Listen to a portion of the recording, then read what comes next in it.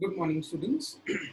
Today we will be starting with the next part of our biotechnology and its application chapter, which happens to be chapter number 12 in your NCERT book. Okay. Now, in the first lecture, we studied something with relationship to BT cotton, which is also called as insecticidal cotton. Okay. Now, today we will be learning about a very interesting technology which is called as RNAi, or we also call it as RNA interference. Okay. Many people also call it as gene silencing or RNA silencing, or it is also called as antisense technology. Okay. Right. Now, before entering into the details of this, we again need to clear our basics.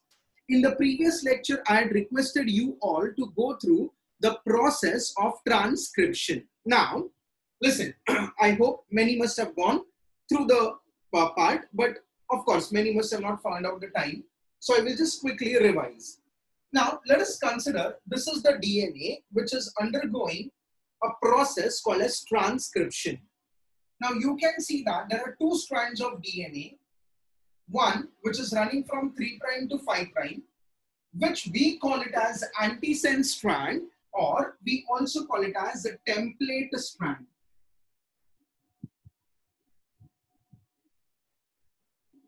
Now, the opposite strand, which runs from 5' to 3', okay, is said to be sense strand of DNA.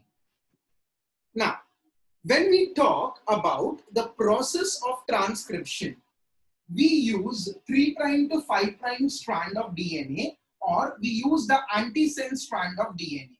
So, if an RNA is produced, definitely the RNA is formed in 5' to 3' direction, and this RNA is called as sense RNA, or you can also use the word mRNA. Is it okay? Now, please understand this. This sense RNA has got the same nucleotide sequence as that of the sense strand of DNA. Of course, except T, there will be U in RNA. बाकी सब sequence उसका same होगा. इसका मैं मतलब बताता हूँ. Let us consider अगर DNA के ऊपर ये particular sequence है.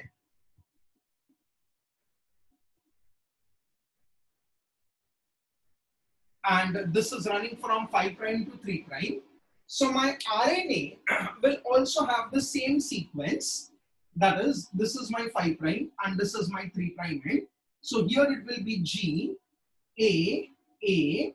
Instead of U, there will be T, there will be U, and then again here G. So, I repeat, mRNA is called a sense RNA, which is having the exact nucleotide sequence of the sense strand of DNA. Remember this very, very well. Okay, now, listen. So, in normal transcription, we prepare only 5' to 3' वाला RNA. हम ये जो सामने वाला DNA strand है, कौन सा sense strand, उसके ऊपर हम RNA बनाते नहीं हैं. ओके, ये क्लियर है बच्चा? Super, right. और नहीं बनाते हैं क्योंकि नेचुरली ये बनाने के लिए मेरे पास जो एंजाइम है जिसका नाम है RNA पॉलीमरेज, वो इस डायरेक्शन में नेचुरली काम नहीं करता है. Is it okay? राइट. दूसरा, अगर मैं इस RNA को भी बनाऊंगा तो ये नया RNA जो बनेगा वो डबल स्ट्रैंडेड बनेगा. इसके लिए भी वापस हम इस स्ट्रैंड को यानी सेंस स्ट्रैंड को इस्तेमाल नहीं करते. हम सिर्फ एंटीसेंस को इस्तेमाल करते हैं और उसके अनुसार RNA बनाते हैं. ये सबके दिमाग में एकदम क्लियर है कि we always use the template strand, or I can also call it as antisense strand of DNA for preparing mRNA. Is it okay? We never ever use sense strand for preparing mRNA. Is it okay? But now listen, the technology which we are going to learn, okay, right, is producing an RNA on the sense strand. And this RNA will be definitely in 3' to 5' direction. And this RNA is now called as antisense RNA. I repeat, हमने जो पढ़ा था कि हम यहाँ पे ही सिर्फ RNA बनाते हैं, वो एकदम perfectly fine है. पर आज हम लोग थोड़ा सा अलग पढ़ रहे हैं। हम पढ़ रहे हैं कि हम डीएनए का जो 5 प्राइम टू 3 प्राइम वाला स्ट्रैंड है उसके अनुसार हम आरएनए बनाएंगे। Is it okay? और ये आरएनए जो बनेगा ये definitely 3 prime to 5 prime direction में बनेगा और इसको हमने नाम दिया है antisense RNA. Is it okay? Right. अभी ये हमारी बेसिक क्लियर हो गई। हम नेचुरली हमेशा 5 प्राइम टू 3 प्राइम वाला आरएनए बनाते हैं जिसको हमने नाम दिया है एमआरएनए या इसका और एक नाम है सेंस आरएनए।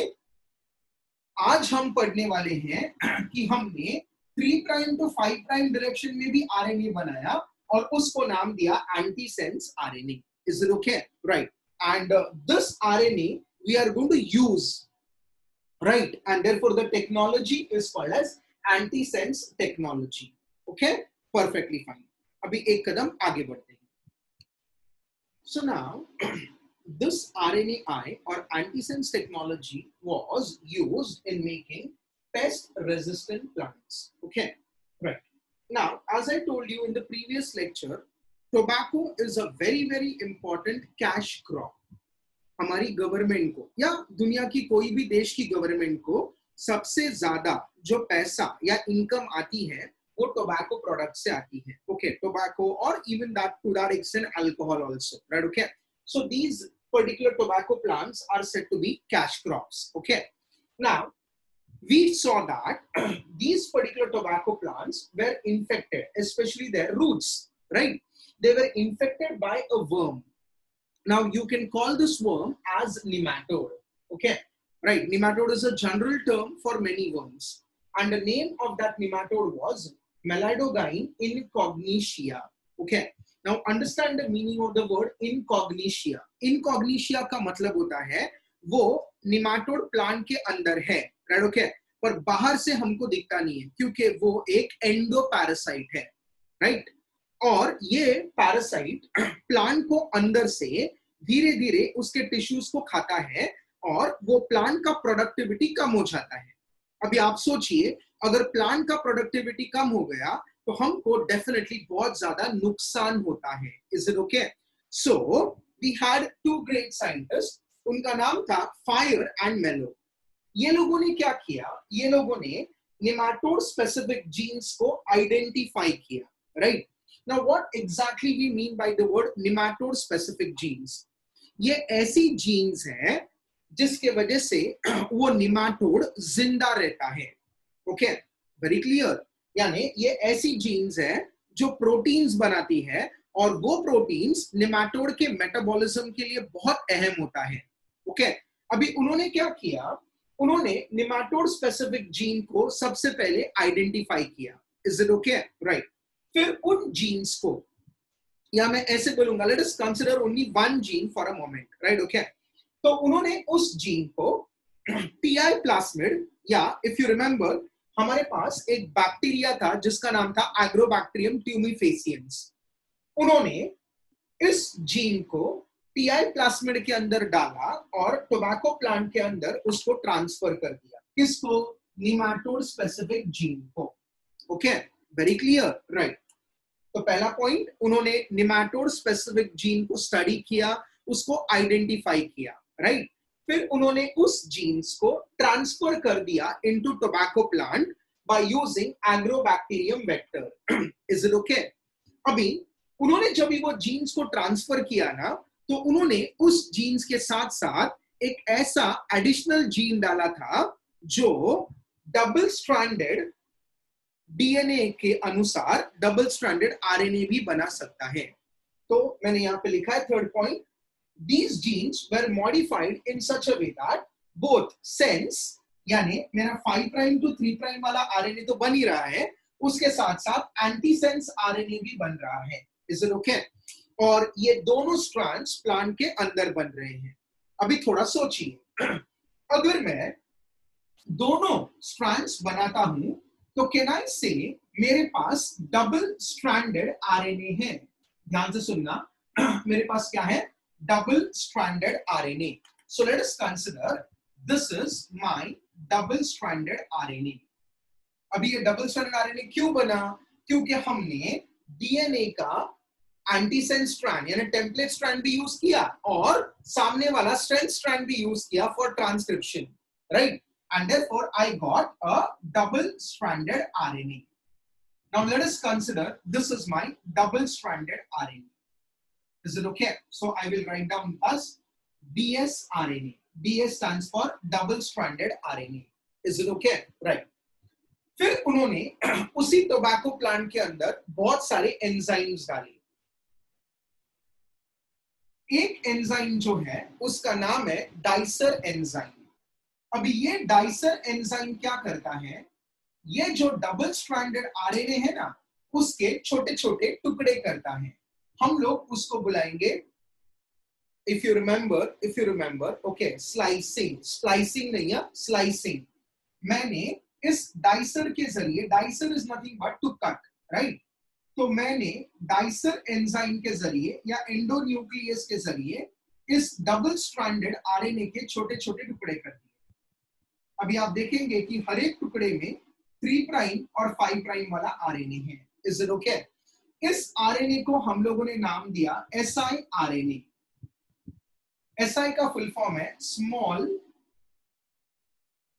Interfering RNA. मैं वापस एक बार बता रहा हूं, हमने डबल स्ट्रैंडेड डीएनए का इस्तेमाल किया. ये लेट अस कंसीडर ब्लैक वाला जो है ये हमारा डबल स्ट्रैंडेड डीएनए है. हमने डबल स्ट्रैंडेड डीएनए के अनुसार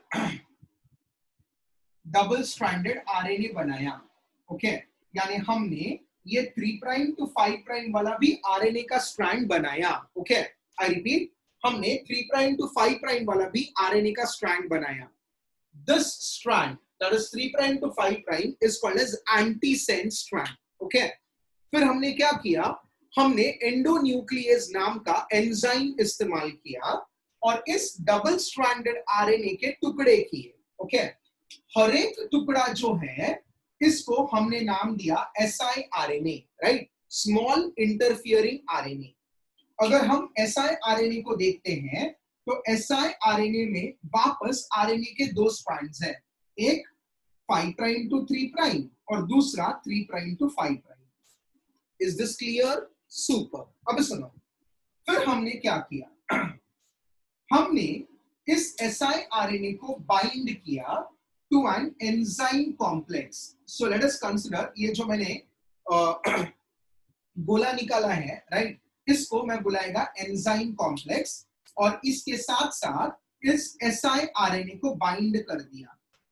अभी आपको मालूम है siRNA में 2 स्ट्रैंड्स है, एक 5 प्राइम वाला और दूसरा 3 प्राइम टू 5 प्राइम वाला. Is it okay? राइट. अभी जब भी मैं एंजाइम कॉम्प्लेक्स बोलता हूं तो इस एंजाइम कॉम्प्लेक्स के अंदर अलग अलग टाइप के एंजाइम्स हैं. सबसे पहला जो एंजाइम है उसका नाम है अनवाइंडेज. अनवाइंडेज आरएनए के दोनों स्ट्रैंड्स को अनवाइंड या सेपरेट आउट करने में मदद करता है. Is it okay? दूसरा जो है वो है एंडोन्यूक्लियस. ठीक है, राइट. और तीसरा जो है उसको हम लोग बोलते हैं सिग्नल एंजाइम या ऐसा एंजाइम जो मेरे को सिग्नल देगा जब भी वो निमाटोड इस पर्टिकुलर सेल को खाएगा. Is it okay? राइट. अभी ये जो पूरा कॉम्प्लेक्स है एंजाइम कॉम्प्लेक्स, उसको हमने नाम दिया है RISC. इसका फुल फॉर्म है RNA induced silencing complex. So this is called as RNA induced or RNA interfering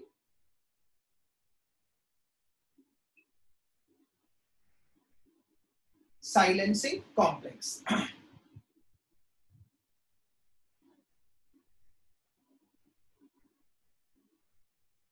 or RISC, right? This complex is within the plant body. इधर तक समझा? Great. अभी आगे बढ़ते हैं. Now listen. Let us consider that जो tobacco का plant का सेल है उसके अंदर ये RISC मौजूद है, right? So ये पूरा का पूरा RISC यानी RNA इंटरफियरिंग साइलेंसिंग कॉम्प्लेक्स उस टोबैको के प्लांट के अंदर है या सेल के अंदर है। ओके, अभी इमेजिन करते हैं कि उस सेल को निमाटोड ने कंज्यूम किया, राइट?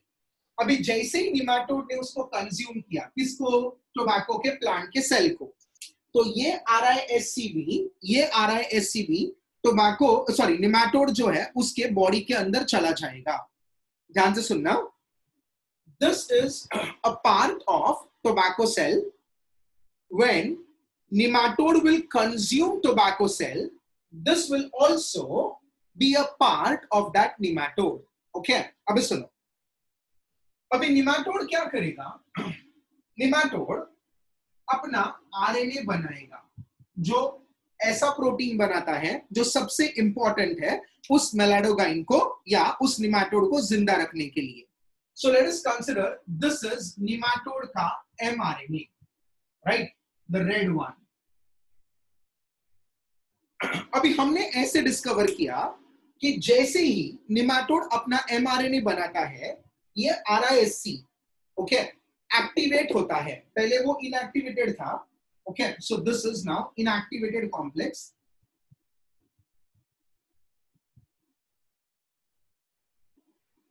जैसे ही उसका mRNA बनेगा, the signal enzymes will make this RISC activated. Is it okay?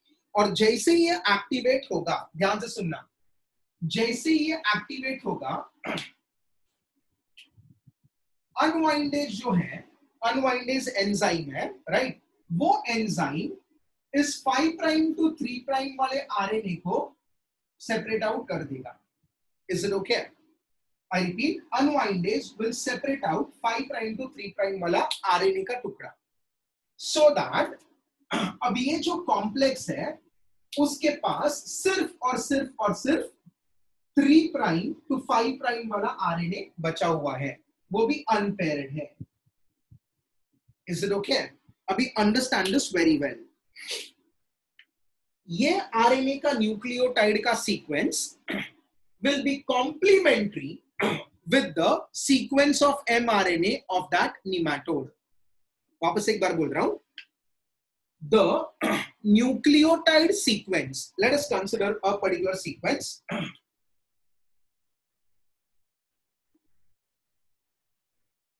This is the sequence UCAGAG, right?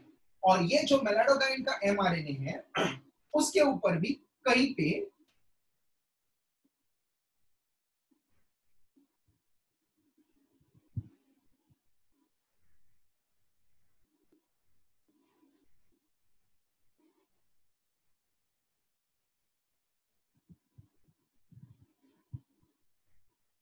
ना, अगर आप ध्यान से देखेंगे तो ये मेलाडोगाइन का mRNA है या निमाटोड का mRNA है। Is it okay?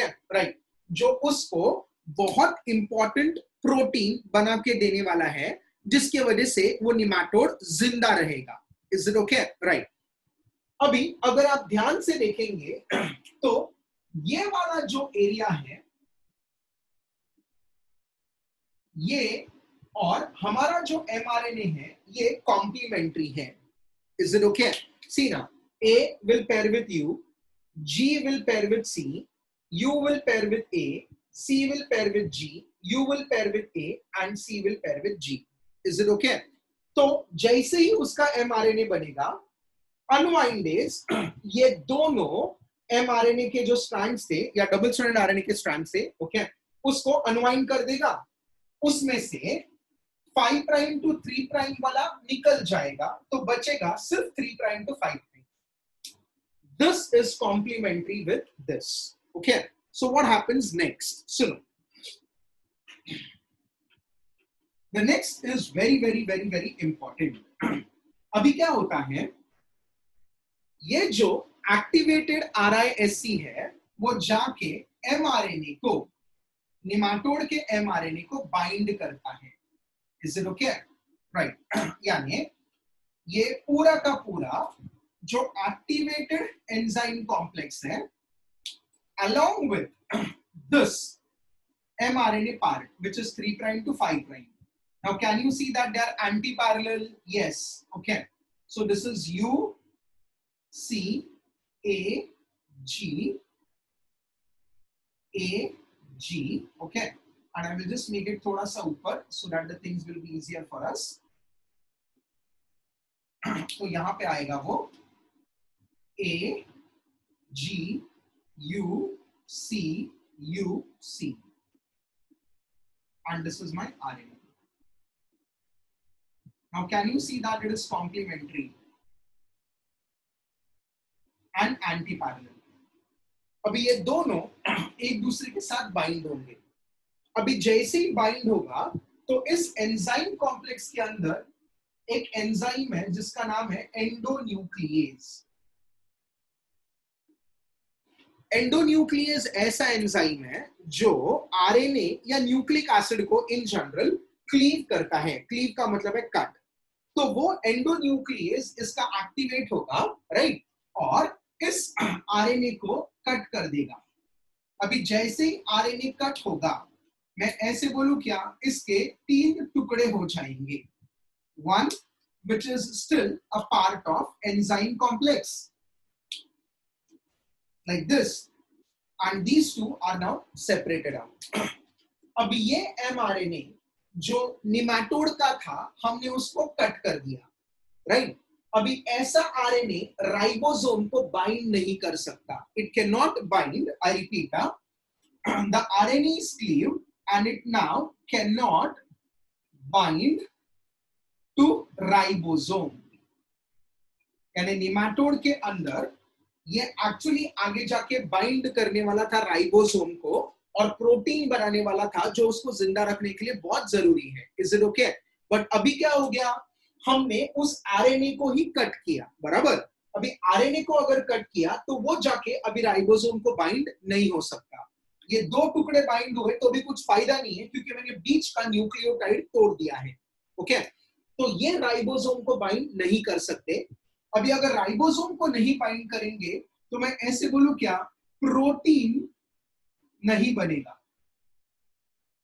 और अगर प्रोटीन नहीं बनेगा जो सबसे अहम था उस निमेटोड के लिए, तो वो निमेटोड मर जाएगा.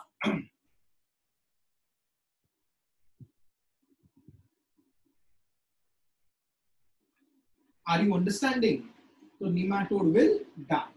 तो मैं ऐसे बोलूं क्या, प्लांट ने अपने आप को रेजिस्टेंट बना दिया है, ओके, टुवर्ड्स दिस निमेटोड और मेलाडोगाइन इनकॉग्निशिया.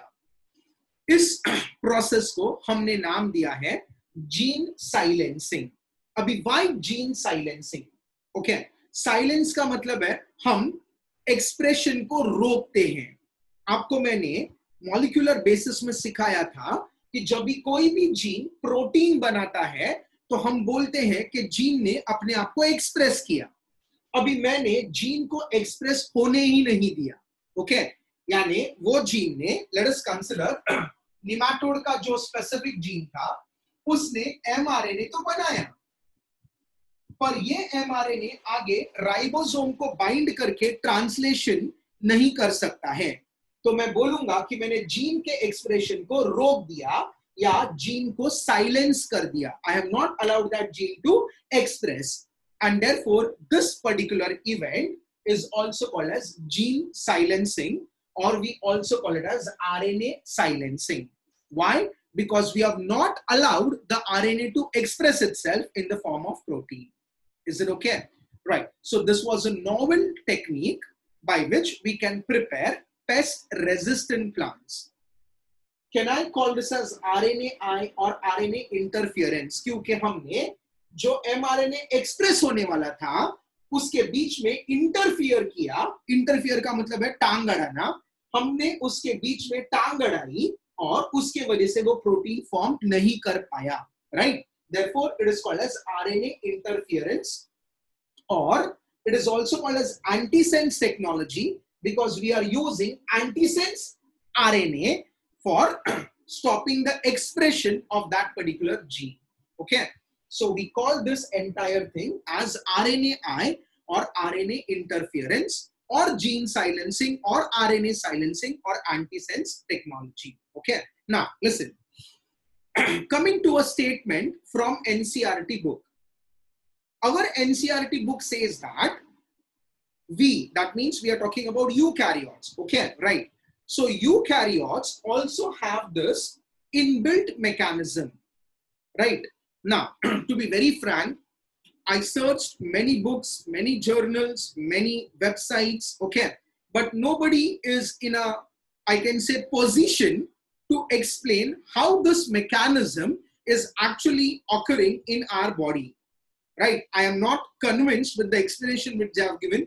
That is the reason I am saying that this particular statement कि वो लोगों ने बोला है कि ये हमारे बॉडी का मैकेनिज्म है, पर वो कैसे है ये अभी तक मैंने अच्छी तरह से फाइंड आउट नहीं किया है, राइट? मैंने बहुत सारी बुक्स को देखा, but satisfactory explanation is not there.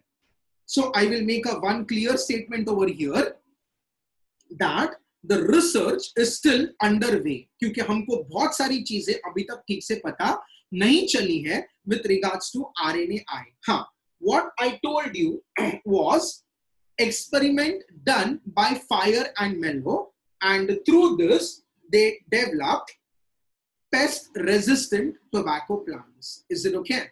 Right. So this is the technology which they used. NCERT says that it is a part of our defense mechanism. No explanation is given. So you can just remember that particular statement for your NEET exam. Okay. In detail analysis is not given. This is also not given, but definitely, as I told you, I searched many books. तो उसमें मेरे को ये Fire and Mello का experiment मिला है. I want all my kids or students to remember this very well. Okay, fine. I will end this particular part, right, or lecture, which had explained pest-resistant plants. Thank you, kids. God bless you all.